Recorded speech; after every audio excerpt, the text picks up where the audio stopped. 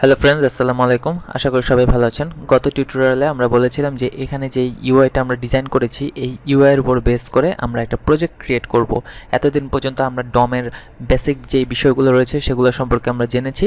তো সেগুলাই কাজে লাগিয়ে আমরা এই ইউআইয়ের উপরে একটা প্রজেক্ট ক্রিয়েট করব, ঠিক আছে? সো এই প্রজেক্টটা ক্রিয়েট করার জন্য আমার এই ইউআইয়ের মধ্যে কিছু জিনিস চেঞ্জ করতে হবে। যেমন এইখানে দেখুন, এই টাস্কের মধ্যে অনেকগুলো লিস্ট আইটেম অ্যাড করা রয়েছে, ঠিক আছে?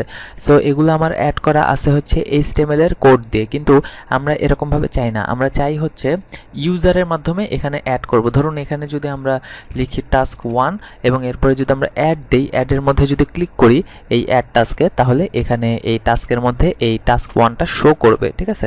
এখন এটা কাজ করতেছে না, কারণ এটা হচ্ছে একটা নর্মাল HTML দিয়ে ক্রিয়েট করা একটা ডামি ইউআই। এবং এখানে আমরা ফিল্টার করতে পারবো। তারপরে এই যে এখানে দেখুন, এই যে ডিলিট বাটন রয়েছে, এখানে ক্রস চিহ্ন রয়েছে, এখানে কিন্তু ক্রসের মধ্যে ক্লিক করলে আমাদের এটা কাজ করতেছে না। সো এগুলো আমরা সব কিছুই করব এই প্রজেক্টে। তো এগুলো করার জন্য HTML কোডের মধ্যে আমার কিছু চেঞ্জ করতে হবে। সো HTML কোডটা আপনাদের সবার কাছেই আছে, আমি জানি, যেহেতু আপনারা আমার ডমের কোর্সটা করেছেন। আমি ডমের প্রথম যেই টিউটোরিয়াল ছিল সেখানে কিন্তু আমি এই ইউআই এর যেই সোর্স কোডটা রয়েছে সেটার লিঙ্ক আমি আপনাদেরকে দিয়ে দিয়েছি। যদি কারো দরকার হয় তাহলে সেখান থেকে অবশ্যই ডাউনলোড করে নেবেন। এবং এরপরে এখানে কিছু জিনিস চেঞ্জ করতে হবে, যেই চেঞ্জটা আমি এই টিউটোরিয়ালে আপনাদেরকে দেখাবো। সো চলুন প্রথমেই আগে আমরা যেটা করব, এই যে ইউএল এর ভেতরে দেখুন, এই যে এই ইউএল এর ভেতরে আমাদের লিস্ট আইটেমগুলো রয়েছে। সো আমি আগেই বলেছি এই লিস্ট আইটেমগুলো থাকবে না, কারণ হচ্ছে এই লিস্ট আইটেমগুলো আমরা ইউজারের মাধ্যমে অ্যাড করব। সো এটাকে আমি কেটে দিচ্ছি। কেটে আমি Ctrl+S চেপে সেভ করে দিলাম। তারপরে যেটা করতে হবে, এইখানে দেখুন এই যে এই ভ্যালুটা এখানে রয়েছে, যে ফর্মের ভেতরে এই ভ্যালুটা আমরা কেটে দিই। ভ্যালুটা আমাদের দরকার নেই, ঠিক আছে? সো ভ্যালুটাকে আমি কেটে দিচ্ছি। আপাতত আমাদের ভ্যালুটা দরকার নেই। সো এখন সেভ করার পরে এখন যদি রিলোড দেই, তাহলে দেখবো যে এই যে আমাদের লিস্ট আইটেমগুলো কিন্তু চলে গেছে। এবং এইখানে যে আমার একটা লেখা ছিল অ্যাড অ্যানাদার টাস্ক, সো সেটা কিন্তু চলে গেছে।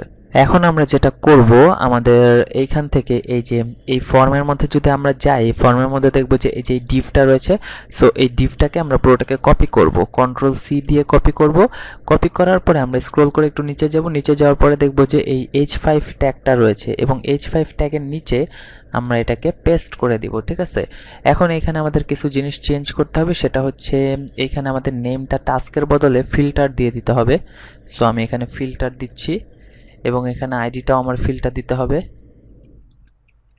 এবং এইখানে এই যে ফরের এখানে আমাকে ফিল্টার দিতে হবে, যাতে আমরা ফিল্টার করতে পারি, ঠিক আছে? সো এখানে আমি দিচ্ছি ফিল্টার টাস্ক, সেভ দিলাম। এখন যদি আমার এই পেজটাকে রিলোড দিই, দেখব যে এখানে আমার অ্যাড করা যাচ্ছে। তারপরে যে ফিল্টার টাস্কের এই অপশনটা চলে আসছে, ঠিক আছে? তো এতটুকু কাজ আপনারা অবশ্যই করে রাখবেন। এরপরে টিউটোরিয়ালে আমরা জাভাস্ক্রিপ্টের মাধ্যমে এগুলো কাজ করব। ধন্যবাদ।